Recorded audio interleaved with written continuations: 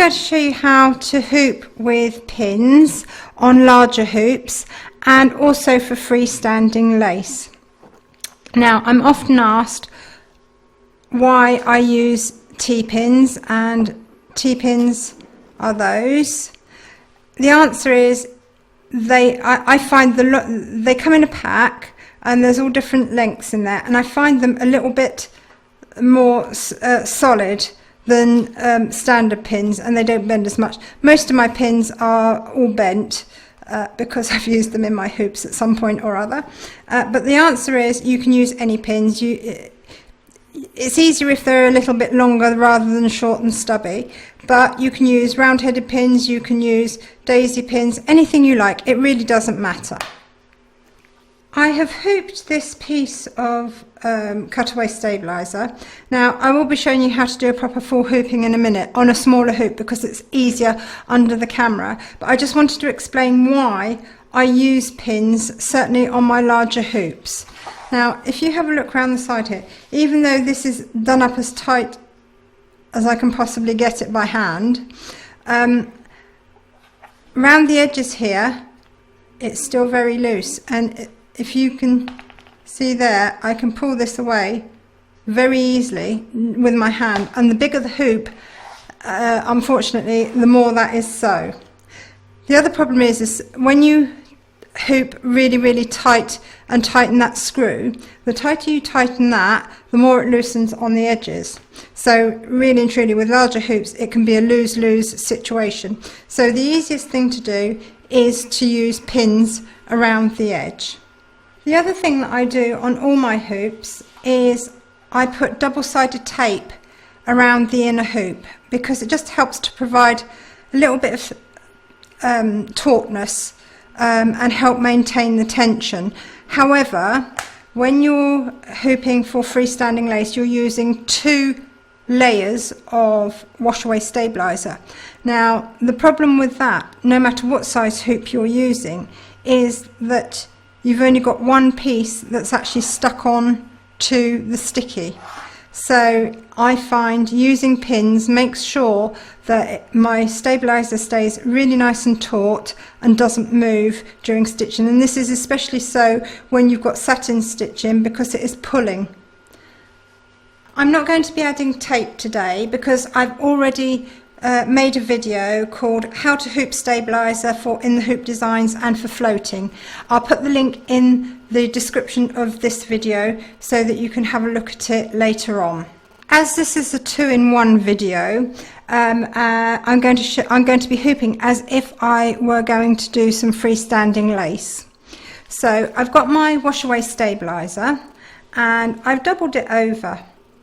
I always use double stabilizer for freestanding lace. The reason being that you need a very stable base for it to stitch onto without moving, because all the stitches have to chain and link together.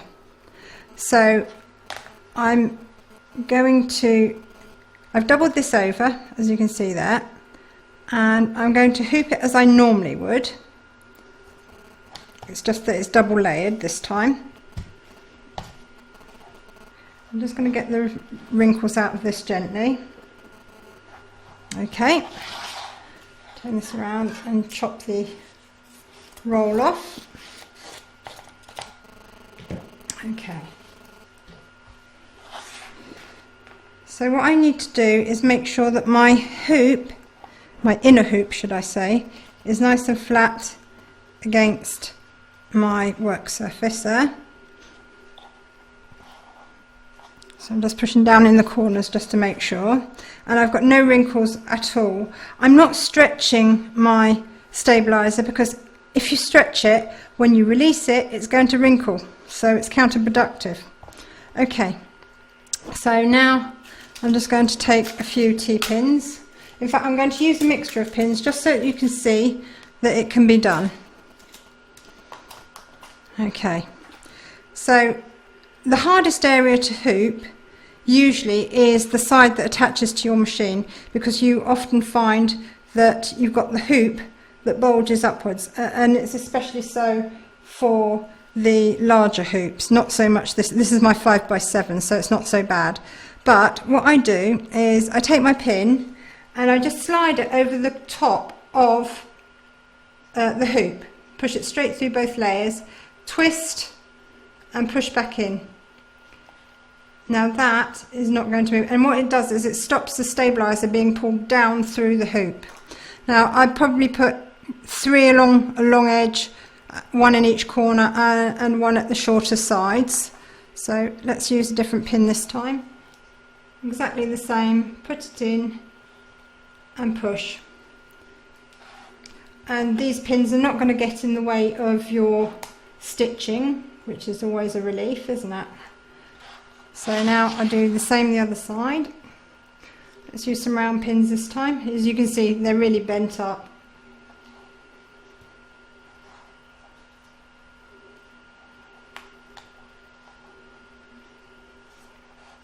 I've got a really tiny one here. Okay, and let's have another T-pin in the end here,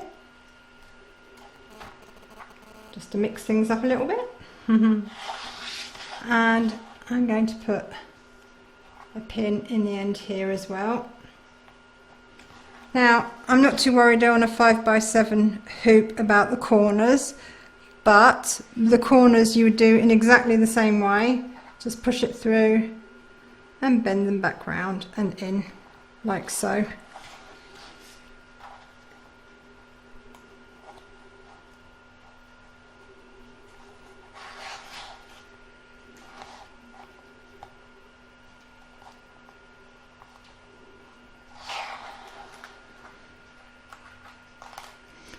Use a slightly smaller pin.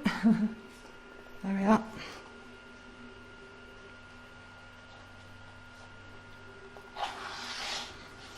And that is now nicely tensioned. It's not going to move in the hoop.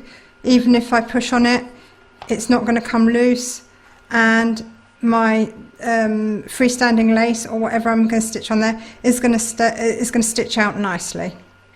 I hope you found this video helpful. Any questions, please just pop a comment below and I will do my best to answer, as always.